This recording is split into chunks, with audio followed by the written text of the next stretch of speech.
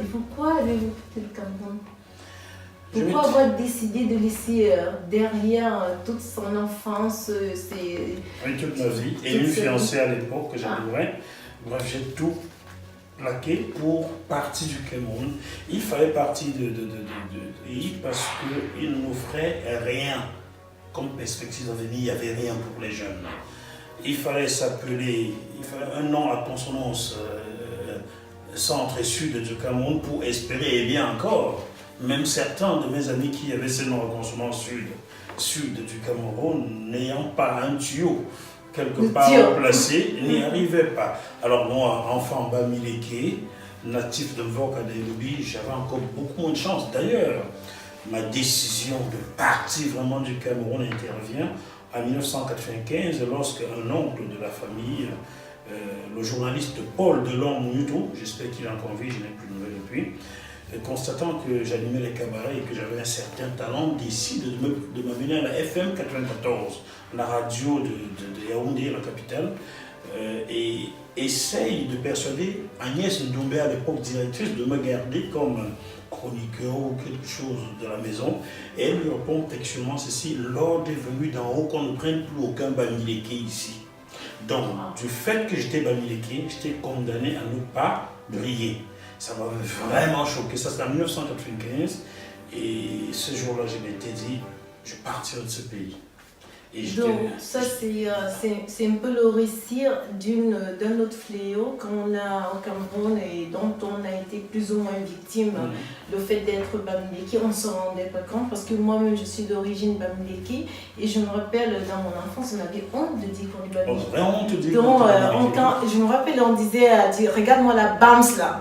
En fait, c'était un peu une insulte. Pour la bamileke. Le bamileke. Donc, aujourd'hui, on est en Europe, on dénonce toutes les discriminations. Quand on a grandi avec beaucoup de discrimination dans nos propres pays. Donc il est bien qu'on commence à en parler aujourd'hui et qu'on en parle ouvertement parce que... Moi j'en parle plus. C'est très bien. J'en parle sur tous les médias. On m'a beaucoup tiré dessus en mai 2018 lorsque je l'ai évoqué sur le plateau de France 24 et d'autres chaînes en France. Mais regardez la suite avec les élections présidentielles au Cameroun. On a cessé de parler du programme d'un candidat pour parler de ses origines bamileke. Donc le fléau est là. Et ceux qui veulent nier cela se voient là face. Le fléau est là. Le phénomène anti-bamileke existe au Cameroun. D'ailleurs, une de mes interviews il y a 4 ans en Kolongo, à côté du cinéma Lofundi, concernant cette histoire, je passais comme ça par hasard et il y avait M. Mani et Ondo qui disaient que les bamileke doivent rentrer chez eux. Donc, tout était parti comme ça. Donc, le phénomène existe et il faut en parler car on ne traite pas un problème qui n'est pas posé. Voilà. Ok. Alors, on va revenir au livre de Jackie, Ils ont vendu mon frère. Alors, c'est qui ils? Ils ont vendu mon frère, c'est qui? C'est le système. C'est la France-Afrique qui a vendu mon frère. Et mon frère, c'est pas que Félix. Tous ces Noirs qui souffrent en Libye, qui sont esclavagisés en Algérie, en Tunisie, au Maroc et un peu partout dans certains pays arabes, pour moi, représentent Félix. Et il, c'est qui? Il, c'est le système France-Afrique construit par De Gaulle-Faucard. Ils, ce sont ces dictatures installées et entretenues par la France, mon désormais pays. Ils, ce sont ces personnes arabes qui commercialisent l'homme noir aujourd'hui, mais ils n'ont pas commencé aujourd'hui. Il faut bien comprendre que la traite de guerre extracontinentale commença au 7e siècle par les mêmes Arabes qui envahirent le nord de l'Afrique sous prétexte qu'ils venaient évangéliser leurs bonnes nouvelles. Bon, des bonnes nouvelles pour Allah, mais qui commercialisent l'homme noir, donc c'est pas d'aujourd'hui. Donc ils, ce sont ces personnes-là qui sont venues à leur religion imposée aux Noirs, les esclavagiser déjà. Ils, c'est qui? C'est Nicolas Sarkozy, qui, sous prétexte que M. Kadhafi était une menace, a trompé tout le monde pour aller bombarder et faire éliminer Muammar Kadhafi. Donc, ils, ce sont beaucoup de personnes en fait. Ils, c'est surtout le dirigeant camerounais qui, depuis 37 ans, n'a rien proposé à la jeunesse. Donc, tout le monde qui participe au système France-Afrique, qui refuse à ces jeunes Africains le droit de rêver, est celui d'un vendeur potentiel. Ok. Ok. Et vous le dites aussi dans votre livre, vous dénoncez ce système que vous appelez très bien le système France-Afrique, mais il y a autre chose aussi. On sent, quand on vous lit, on sent un sentiment de culpabilité. Dans toutes les lignes, c'est comme si vous reprochiez quelque chose. Pourquoi ce sentiment? Je me dis que j'avais un jour décidé de partir du Cameroun en 1995. Félix avait à cette époque-là 11 ans.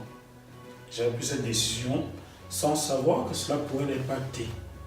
3 ans après, je partais effectivement du Cameroun, d'abord pour le Gabon, pays voisin. On va retracer un peu votre parcours, que vous retracez très bien. Vous êtes parti du Cameroun, vous êtes passé par le Gabon. Oui. Et c'est là où vous avez, pour la première fois, vous avez été en face de...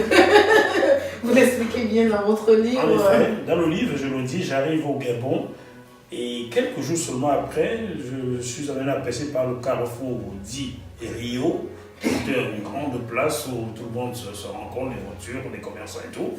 Et je vois des personnes assises à même le sol. Des femmes qui sont en soutien-gorge ou t-shirt à voler, des hommes qui sont torse nu et assis à travers la boue. Qu'est-ce qu'ils font là? On me dit qu'on les a arrêtés. Pourquoi? Parce qu'ils n'ont pas de carte de séjour. J'ai dit, mais c'est quoi la carte de séjour? La notion de carte séjour. Au Cameroun, le Congolais était le meilleur copain. La carte séjour, on ne sait même pas ce que cela signifie. Mais peut-être on reviendra aussi dessus. Est-ce que ça ne dénote pas du fait que quand on part justement, quand on a ces tuyaux, on ne cherche justement pas à s'informer, on n'a pas de débriefing, donc on va à l'aventure. S'informer aujourd'hui c'est facile, mais vrai. Il y a 21 ans, le téléphone portable n'existait pas. Et même Internet. Internet n'existait pas. Vous voulez vous informer avec quoi? C'est vrai. C'est impossible. Aujourd'hui, c'est possible. À l'époque, on allait vraiment dans l'inconnu. Lorsque je prends la route pour le Gabon, d'ailleurs, je vais vers l'inconnu. Je n'ai pas de famille, je n'ai pas d'amis. C'est vrai qu'aujourd'hui, c'est facile de dire ah, mais tu pouvais t'informer, mais tu pouvais avoir des débriefings, tu pouvais taper sur Internet. Mais à l'époque, il n'y avait rien. Il n'y avait vraiment rien, absolument rien. Et puis, l'image qu'on avait du Gabon, c'était l'Eldorado. Le petit Eldorado africain. Le petit Eldorado de l'Afrique centrale. Et en plus, ceux qui en revenaient ne disaient jamais la vérité. Comme ce qu'on nous reproche, nous, la diaspora. Lorsque je demandais à un de mes copains plus grand d'âge que moi, Brice, je lui demandais où est-ce que tu vis là? Oui, c'est Paris. Alors, vous imaginez, Paris, c'est l'Eldorado pour tout Africain. On nous vend la Tour Eiffel et qu'on sort. Et lorsque quelqu'un sort du Gabon et vous dit je vis à Petit Paris, et le Gabon qui a la réputation d'être riche, vous dites forcément que il vit bien dans un quartier chic. C'est du luxe là-bas et tout. Mais n'allez pas à Petit Paris, car ça n'a de Petit Paris que le nom. Lorsqu'une goutte d'eau tombe sur la, il faut porter son lit sur la tête. Des inondations partout. C'est pour ça que vous arrivez au Gabon. Au Gabon, en effet. Exact. Et après le Gabon, comment vous avez fait pour vous retrouver en France aujourd'hui? J'ai vécu au Gabon 2 ans, 9 mois. J'ai animé des radios, Radio Génération Nouvelle. J'ai coiffé, oui, j'avais un salon de coiffure au Gabon. Et j'ai réussi mon argent pour partir, car mon but était de poursuivre mon voyage et d'arriver dans un pays qui permet encore à la jeunesse de rêver. Alors, pour finir, je me fais trouver un visa pour la Suisse et je pars du Gabon le dimanche 18 mars 2001. Vous vous rappelez bien? Oui, parce que j'ai les dates dans la tête, autour de 22h. Je salue d'ailleurs Michel qui me déposa à l'aéroport Léon ce soir-là, si tu es toujours au Gabon, Michel. Et me voilà parti pour la Suisse. J'avais un visa suisse. Et pourquoi la Suisse? Parce que j'ai un ami... C'est le tuyau que vous avez trouvé ou bien... C'est le tuyau que j'ai trouvé, mais non, j'allais cibler mon tuyau, c'est parce que j'avais un ami et beau-frère en Suisse. Qui vit quelque part, je ne veux pas donner le nom de la ville, il faut Donc j'allais en Suisse, mais il se trouve que le système est fait tel que les vols Air France se posent d'abord en France avant même aujourd'hui, il y a beaucoup de gens bloqués en France qui ne venaient pas en France. Ah, c'est bon. Beaucoup. Je vous dis comment je sais ça. Alors, mon vol se pose à Paris, quelques heures, et ensuite je prends un autre pour la Suisse. Lorsque j'arrive à Zurich, on me demande de travel check. Je sais pas ce que c'est. Oui, vous en parlez, la conversion travel check et français. Je sors français et français, je me dis, mais c'est quoi ça? Premier choc, je me dis, mais sont ces blancs qui fabriquent cet argent, maintenant ils ne se connaissent pas. Il te dit, c'est quoi ça, ce truc-là? Bon, ok, c'est pas grave. Vous n'avez pas assez d'argent, vous devez. Pourquoi voulez-vous vivre en Europe? Pourquoi venez-vous en Suisse? Mais parce que je ne peux pas vivre dans mon pays. C'est tout. Et c'est les questions qu'on vous pose à votre arrivée, ça? Ah oui, à Zurich. Pourquoi? Parce que je peux à la pas douane, c'est ça? À la police aux frontières. À la police aux frontières, ok. Parce que je ne peux pas vivre dans mon pays.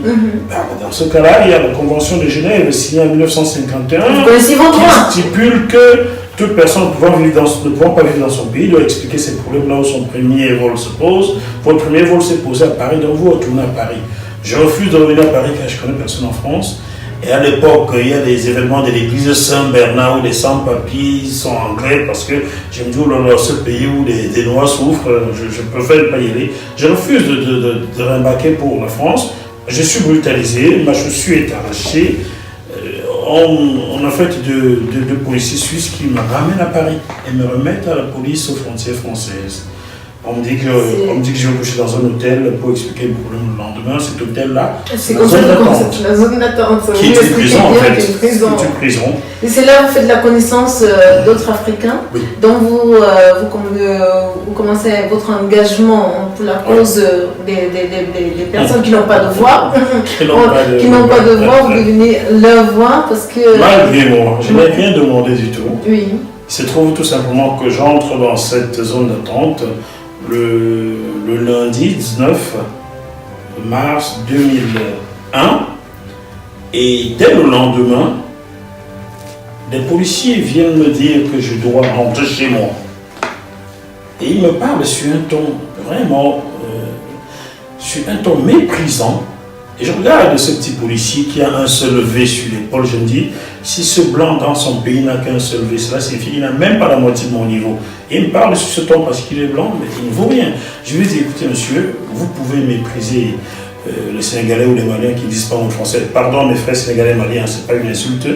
Ceux qui étaient enfermés là ne connaissent pas leur langue, ne savent pas s'exprimer. Alors je dis aux policiers, vous pouvez les mépriser, mais moi je suis Camerounais, ne parlez pas sur ce ton-là.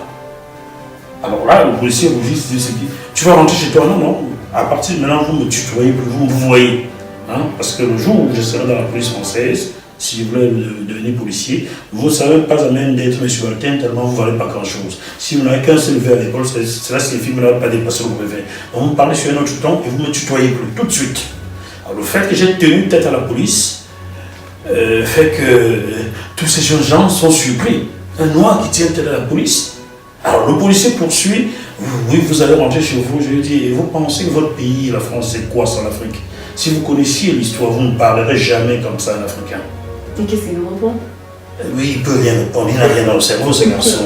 Il a un V, vous comprenez bien que ce mec n'a pas dépassé le brevet, il ne comprend rien aux enjeux, il ne comprend absolument rien. Je peux vous garantir qu'il y a beaucoup d'hommes politiques français qui ne connaissent même pas le système, qui ne savent même pas que sans l'Afrique noire francophone, la France ne serait rien. Il y a beaucoup d'hommes politiques. J'ai la particularité d'avoir été élu à l'UMP qui était au parti de Nicolas Sarkozy, élu interne, donc je peux vous garantir qu'il y a beaucoup d'hommes politiques en France qui sont totalement ignorants du système. Hein. Bon, quand j'ai tenu tête à la police comme ça, tous ces jeunes Africains viennent autour de moi. Et chacun me dit, tu dois bien parler, tu dois bien parler. J'ai dit, ben oui, il faut revendiquer ses droits. Et puis je vois un jeune là, Moussa, il me dit, policier là, elle est tapé-moi, il monte son dos, je vois des traits dans le dos. Oui, vous le décrivez dans votre... L'autre vient du Soufou, je vois des traits, c'est pas possible. Et la femme qui avait dit... Et une autre femme qui a dit que, policier là, il a dit, moi on va faire comme ça, lui il va libérer moi demain. Il m'a pas libéré, c'est pas possible. Alors là, je prends la carte de téléphone que l'OMI, l'Office d'immigration, m'avait remise et j'appelle Amnesty International pour dénoncer ce que je viens de découvrir là. Et on me dit, on vous envoie quelqu'un demain. Le lendemain, mercredi 21 mars 2001, c'est le jour de mon anniversaire en plus. C'est noté. C'était le jour de mon anniversaire, oui, le premier jour du printemps. Voilà un certain Samir de l'ANAFE qui arrive avec une autorisation d'entrer en zone d'attente. Et le directeur est très surpris, il ne savait pas. Le directeur l'accompagne. Mais qu'est-ce qui se passe, monsieur Moifo? Vous avez appelé, mais il fallait d'abord venir me voir. J'ai dit, mais vous êtes qui déjà? Je suis le directeur d'ici, et vous êtes le directeur. Et vous êtes où lorsque vos événements tabassent les jeunes gens ici? Vous êtes où pendant ce temps-là? Alors là, il faut dire que très tôt ce matin-là, j'avais envoyé ces jeunes gens-là chez le médecin dans la zone d'attente. Et le médecin, naïvement, ces gens qui ne savent pas lire, a écrit service corporel, machin truc. Ils sont revenus, ils ne savent pas lire. Ils ont dit, voilà papier, docteur, donnez-moi. J'ai récupéré, j'ai lu, je me suis dit, bon, c'est du pain béni. Puis il met dans la bouche. Quand on en a fait une dans l'après-midi, je leur explique, j'appelle le Soufou, enlevez les habits, enlevez voir. Moussa, enlevez les habits. J'appelle la jeune fille, elle veut me parler. Elle a fait prendre des notes. Je leur ai dit, vous n'avez pas besoin de prendre des notes, j'ai mieux que ça. Ah bon, comment ça? Je sors le diagnostic du médecin. Tenez, oh là là là là. Je vois le directeur de la zone d'attente rougir. Monsieur Moifo, il fallait venir me voir. Mais c'est pas possible. Mais si, c'est possible. C'est comme ça qu'au pays des droits de l'homme traite les nègres. Bon, ben écoutez, hein. Mais au moins, on dira, c'est vrai. Au moins, vous avez eu l'occasion de protéger le droit. Oui. Ça, on le dira. Oui. Et là, il faut savoir que avant ce jour-là, ce jour-là au petit matin, lorsque la police vient nous réveiller pour le petit déjeuner, allez, petit nègre, venez bouffer vos petits déjeuners. Après, vous dites que le temps a changé. Après le passage de la fête, le temps avait tout changé. On a commencé à vous respecter. Monsieur, le petit déjeuner est prêt. On parlait sur un autre temps. Donc vous avez gagné le respect aussi, le respect de la police. Oui, c'était. Oui. Les choses ont commencé à changer. Les choses ont changé en zone d'attente. En zone d'attente. Ok. Oui. Ça, c'était un peu votre parcours depuis le Gabon et comment vous avez rencontré votre choc avec la zone d'attente. Et on disait tantôt, vous sentez vraiment, vous avez ce sentiment de culpabilité par rapport à la destinée de votre frère, ce qui vous a fait aussi écrire ce livre. Donc, pourquoi, je vais revenir sur la question encore, pourquoi vous vous sentez autant coupable? Je me dis que si je n'étais pas parti du Cameroun, peut-être mon petit frère n'aurait pas eu l'idée de prendre la route lui aussi. Voilà, j'ai été un malheureux précurseur, je me dis. Si je restais au Cameroun, aurait-il eu l'idée de partir? Je ne crois pas. Voilà pourquoi je me sens un peu coupable. Une autre chose que vous relatez dans votre livre, c'est aussi le fait que votre frère vous a dit partir.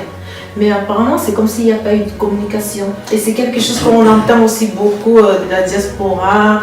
Oui, je vais me chercher. Mais il ne m'a jamais dit qu'il partait. Là est tout le problème. J'étais au Cameroun pour la dernière fois en 2016. De tous mes frères, il est le seul que j'ai vu. Ne me posez pas de questions là-dessus, je vous répondrai certainement pas. Il est le Benjamin, il est un peu mon enfant. Son petit nom Toutou, c'est moi qui lui avais donné en 1984 à sa naissance. C'était en hommage à ma petite copine de l'époque avec qui je faisais CE2. Ah, CE2, ok. Déborah, qu'on appelait affectueusement Toutou, donc j'ai appelé mon frère. Tout pour rendre hommage à Déborah. Donc, je l'ai vu lui, on a dîné ensemble, mais à aucun moment vous n'avez pas eu qu'il souhaitait partir. Qu'il souhaitait partir. Même quand il a eu son tuyau, il ne vous a rien dit. Je ne sais pas s'il a eu un tuyau. S'il avait eu un tuyau, il n'aurait pas marché pour passer par le Niger et le désert. Donc, il est parti sur la route comme vous avez voulu partir quand maman ne voulait pas. Bon, il ne m'a pas fait part de son envie de partir du Cameroun. Donc, quand je reviens en France, quand je quitte le Cameroun en 2016, je passe par le Gabon avant de revenir en France. Je sais que mon petit frère est au Cameroun, il a une bonne formation que j'ai payée et il va s'en sortir. Mais non, un jour on m'appelle, on me dit que en 2017 on me dit qu'il a disparu. Il a disparu comment? On ne sait pas. Alors après on me dit qu'il est en Libye, on l'a vendu comme esclave, on demande de l'argent. Bon, la famille a été chic sur ce coup-là, on a essayé de me couvrir. On savait de toute façon que si on fait savoir au ravisseur ou au vendeur qu'il a un franc en euros, les enchères vont remonter. Et cette nouvelle arrive dans ma vie quand je suis vraiment au fond du trou. Je venais de me rendre compte que la femme que j'avais épousée en deuxième noce, une Gabonaise, que j'ai épousée au Gabon, que j'ai fait venir en France, en fait, c'était un mariage gris. Voilà, elle m'avait épousé que parce qu'elle voulait venir en France. Vous le racontez aussi dans votre livre, ça fera partie d'une seconde étape de notre discussion, les mariages dans la diaspora. J'avais ce problème-là qui m'avait déjà vraiment abattu. Et celui de mon petit frère arrive, je plonge dans un déni. Je sais, mais je ne sais pas. Il y a trop de choses à gérer. Parce que, il faut dire, d'un premier mariage, j'ai été veuf en 2008. Très jeune. Très jeune. D'un second mariage, en 2016, je me rends compte que je me suis fait avoir en ayant perdu une grosse fortune que j'ai investie au Gabon. Je suis vraiment au fond du trou. Je n'ai plus le sou et mon petit frère vient s'ajouter. Moralement, vous êtes abattu. Oui. Donc je plonge dans le déni jusqu'au jour où je vois les fameuses images de CNN. Quelque chose, un déclic. J'étais en plein montage vidéo, un déclic, quelque chose me dit, tu ne peux plus te taire. Maintenant, agis.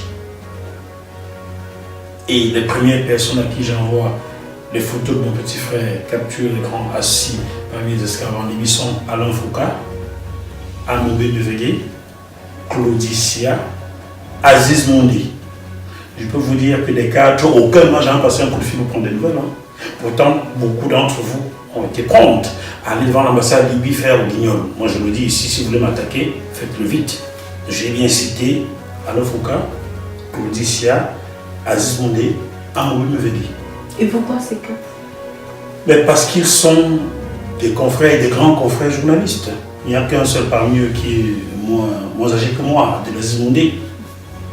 Donc je leur envoie ça parce qu'ils sont vers vos collègues. En fait, vous dites, donnez-moi un coup de main pour faire entendre ma voix. Jusqu'aujourd'hui, Amoubé m'a passé un coup de fil après que je sois passé dans une émission d'Alain Foucault, 10 minutes pour en parler. Mais ce n'était pas une émission consacrée à moi, c'était consacré à la cause en général. Ce livre, Alain Foucault l'a reçu, il m'a passé un coup de fil, il me dit qu'il l'a reçu. J'ai demandé à mon éditeur Yves Michalon d'adresser ce livre à Alain Foucault. J'attends toujours qu'il me dise petit frère, j'ai reçu ton livre. Je l'ai appelé derrière pour vérifier qu'il a eu le livre. Jusqu'aujourd'hui, vous m'invitez ici à Alain Foucault, moi j'avais invité dans une émission pour parler de ça. Voilà des gens qui défendent la veuve et l'orphelin. Je le dis pour la première fois. Le grand frère Alain, si tu penses que c'est une calomnie, tu m'appelles, on s'explique en public, on va s'expliquer. Bon, voilà. Mais ce qui est sûr, c'est qu'il a une explication. Voilà des gens qui défendent la cause de la veuve et l'orphelin.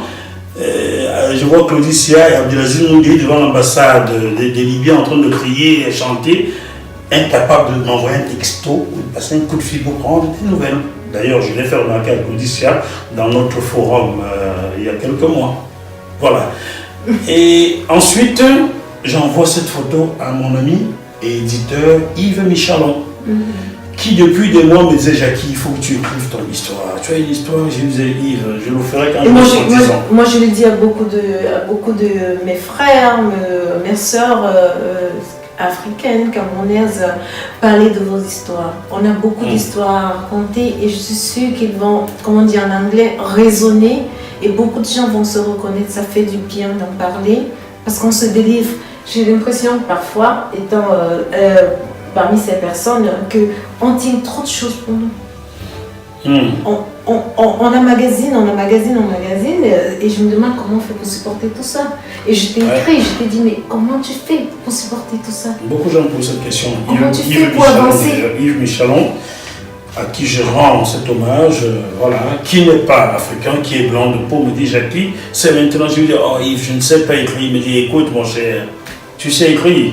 Je lui dis, bon, j'ai la tête remplie, tu sais, j'ai trop de problèmes. Trouve quelqu'un qui va le co-écrire avec moi. Et c'est comme ça qu'il choisit Yannick Nambo, qui est d'origine gabonaise.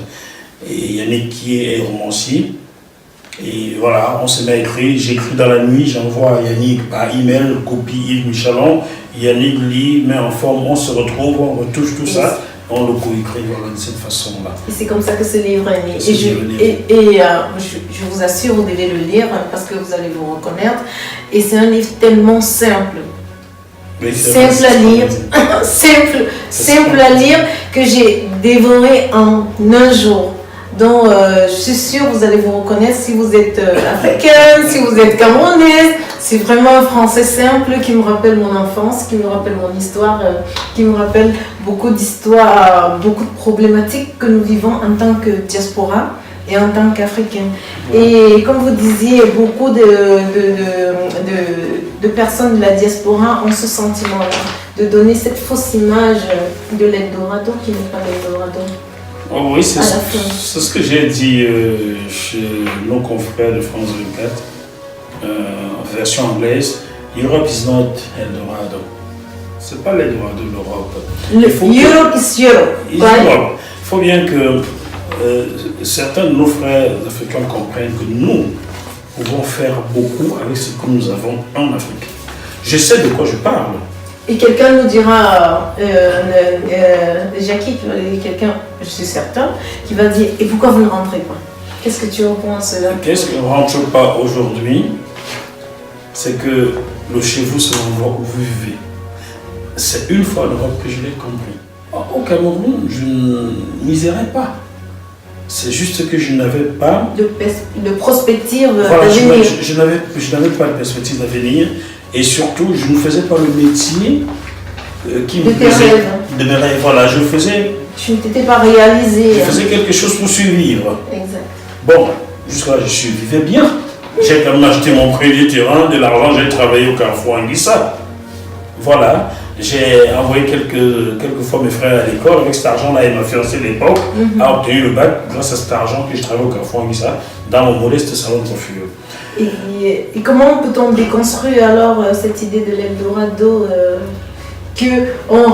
qu'on renvoyait beaucoup de nos pères? Et je parlais avec des jeunes la dernière fois dans mon émission qui nous reprochaient à nous, la première génération, la deuxième, la troisième, ils me disaient mais c'est vous, quand vous reveniez en Afrique pour les congés, chaque jour le matin vous mettez une paire de chaussures, à midi vous changez la paire de chaussures.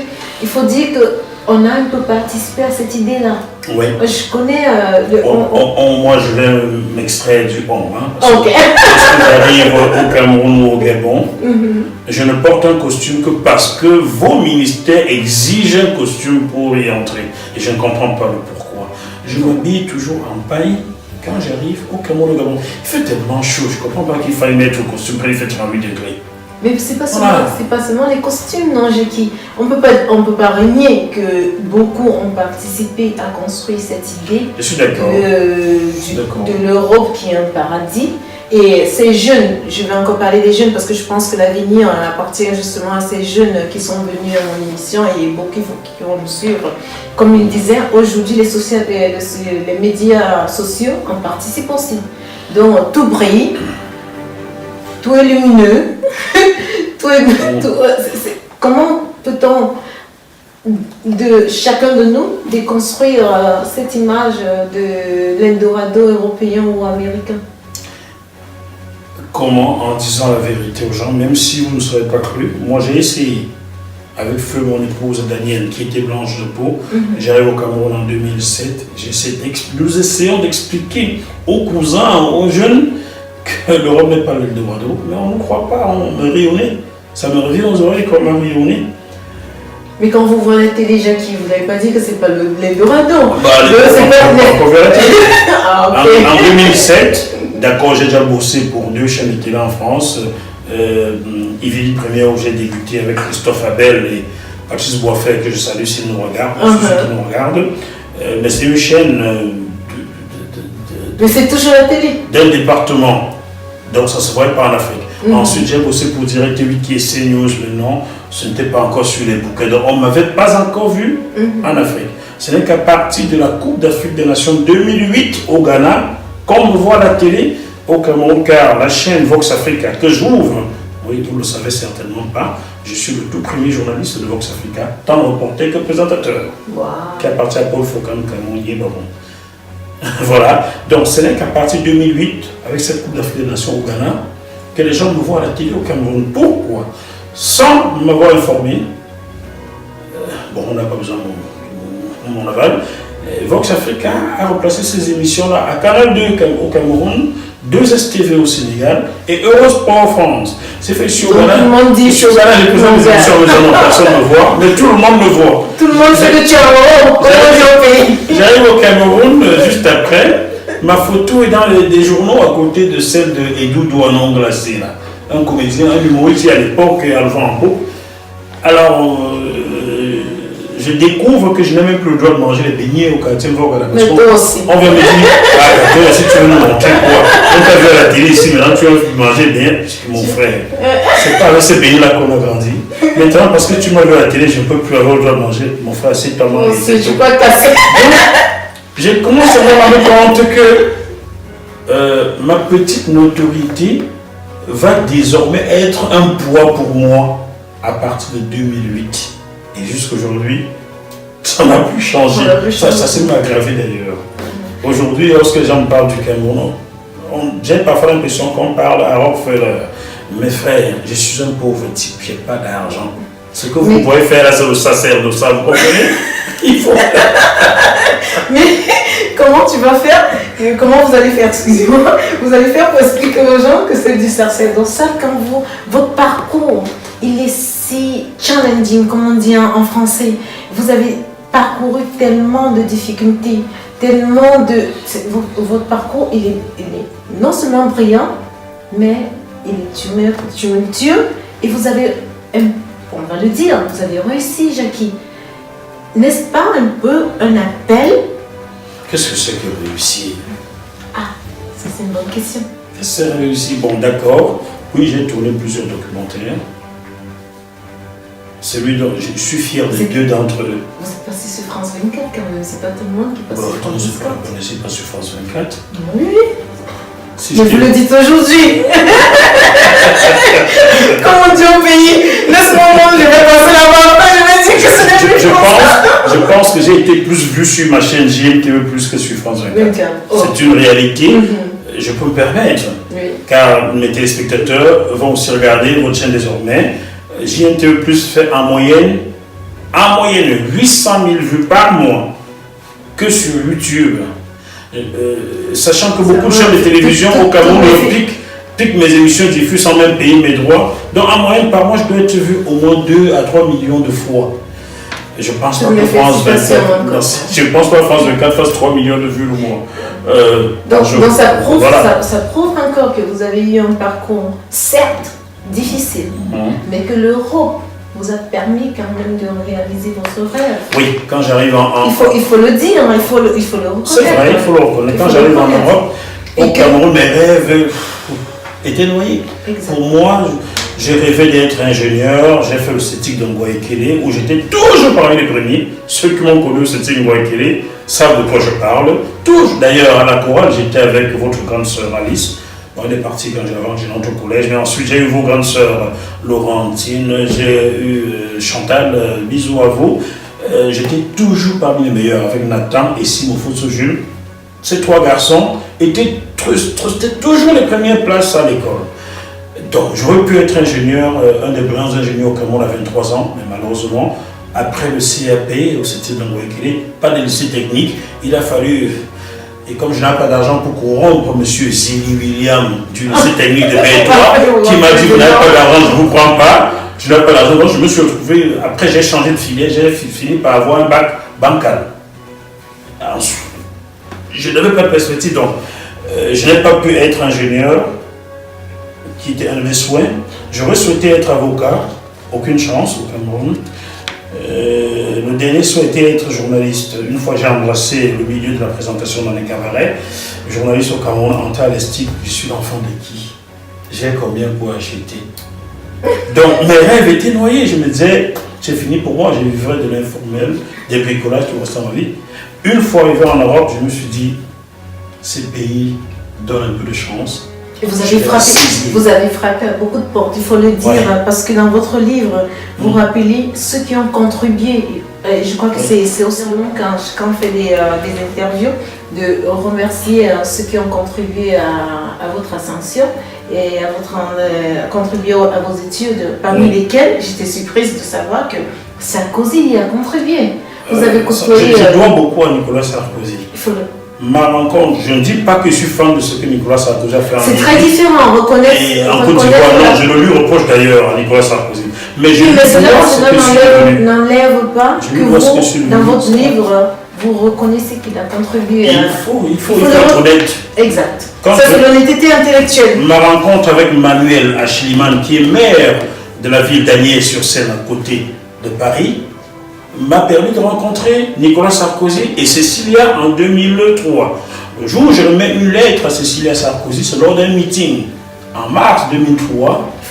Vous osez. Et ce que je vois dans votre livre, c'est que il faut toujours oser. Vous avez frappé aux portes, vous avez osé, vous avez cru à votre rêve. J'ai dérangé tout le monde. Vous avez dérangé et il y a des gens qui vous ont écouté. En fait, oui, c'est ça. Bien sûr, j'ai osé. Les gens de gauche m'embaumaient, ils me disaient on est amis, ils ne faisaient rien. Quand je prends ma lettre, j'arrive à son domicile, pas au bureau. C'était toujours oui, on va, il n'a jamais rien fait. Bon, et c'est Nicolas Sarkozy. C'est Nicolas Sarkozy. Je me rappelle de ce meeting à Agnès-sur-Seine en mars 2003. Je suis assis à côté de Cécilia Sarkozy, le premier rang. Et Nicolas Sarkozy est assis à l'estrade là. Je dis à Cécilia Sarkozy que j'ai une lettre pour son époux et je sais qu'en la lui remettant, je remets dans les bonnes mains. Et Cécilia me dit, vous avez bien raison. Je lève la tête, je regarde Nicolas Sarkozy. Il est très inquiet. Il semblait très inquiet à l'époque, Nicolas Sarkozy, parce que je regarde sa femme. Mais bon, sa femme est très jolie, il faut l'avouer, mais ce n'est pas sa femme que je voulais. Je le regarde, il me regarde. Cécile est très jolie, il faut le dire. Très très jolie, voilà. Et je lève la tête, je regarde Nicolas Sarkozy qui me fait que j'ai eu cligne de l'œil, il me cligne aussi, on sourit. Et je remets la lettre à sa femme. Connaissant Nicolas Sarkozy, son tempérament, je sais qu'il va vouloir savoir. Et il a pris connaissance de la lettre, il a demandé à Manuel Achliman, son ami, dont il est le parent du premier fils Loïngrid, salut Manuel, salut Marido. Disons, c'est qui ce monsieur? Emmanuel lui a dit du bien de moi, il a chargé Manuel de demander au préfet de faire des choses. À l'époque, je suis marié avec Daniel, et cela fait plusieurs mois, bientôt 1 an, mais je ne suis pas toujours régulier. J'ai un titre de séjour bancal de 3 mois renouvelable. Séjour bancal. Donc, tout est parti de là, et dès que j'ai eu mon premier papier, j'ai pu tourner dans un film, Un long dimanche de fiançailles, en tant qu'acteur de complément. Et ensuite, j'ai fait des petits boulots en préparant mon rêve d'entrer dans une école de journalisme. Ou bien non, d'entrer d'abord en radio. Car je pars du Gabon, je suis animateur de radio et de cabaret. Bon, je cherche dans les radios, mais tout le monde me dit vous avez un accent québécois, ça ne passerait pas. Accent québécois, dites-moi que je suis noir, vous voulez pas me prendre. Ah, mais moi, ce que je dis, c'est que tout le monde a un accent. Tout le monde. Vous allez à Paris, il y a un accent. Vous allez à Marseille, ils ont un accent. Mais oui, quand on me dit j'ai un accent, je dis écoutez, je crois que tout le monde a un accent. Donc, mon accent camerounais, je l'aurai toujours. Quand je parle français, j'ai mon accent camerounais. Quand je parle anglais, j'ai mon accent français. Donc, voilà. Donc il faut reconnaître, remercier aussi tous ceux qui ont participé à votre parcours. Et moi je vous dis, moi j'étais très surprise de lire dans votre livre que Nicolas Sarkozy y allait participer. Beaucoup. Et le groupe de la Fondation de la Seconde Chance, qui appartient au groupe Bolloré, oui, m'a versé 4 500 € qui m'ont permis d'acheter ma voiture qui me permettait d'aller à l'école, car j'allais à l'école de journalisme à 40 km de chez moi. Donc aller-retour, cela faisait 80 km par jour. Et comme disait ma prof, Katia David, que j'ai reçue en émission le 6 mai 2019, je suis le seul de ma promotion qui n'a jamais manqué un seul cours et qui a rendu tous ses devoirs. Ce qui fait d'office de moi le majeur de sa promotion. Parce que félicitations. Bon, voilà. Et ça se comprend où vous êtes arrivé aujourd'hui et où vous continuez à partir. On vous souhaite d'ailleurs tout le bien du monde et je suis sûre que le meilleur à venir. Comme on dit en anglais, the sky is your limit. I'm so sure. Vous avez vu le Christ? Ah mais oui. Ah mais oui. On est venu en Italie pour comprendre ça. Ah mais oui. I'm sure the sky is your limit. Donc, une pause. À tout de suite. Ok.